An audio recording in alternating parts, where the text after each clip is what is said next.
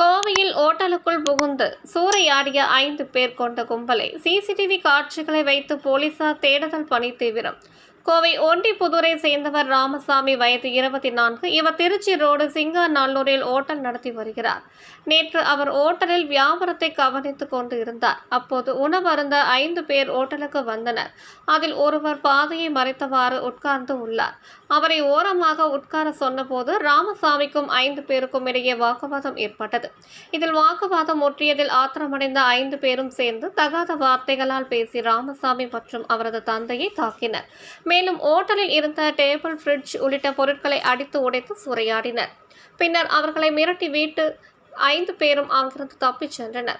இந்த தாக்குதலில் காயமடைந்த ராமசாமியை அங்கு இருந்தவர்கள் மீட்டு அருகே உள்ள மருத்துவமனைக்கு அனுப்பி வைத்தனர். இதுகுறித்து சிங்காநல்லூர் போலீசில் புகார் அளிக்கப்பட்டது. புகாரின் பேரில் போலீசார் வழக்கு பதிவு செய்து ஓட்டலை சூறையாடிய 5 பேர் கும்பலை தேடி வருகின்றனர்.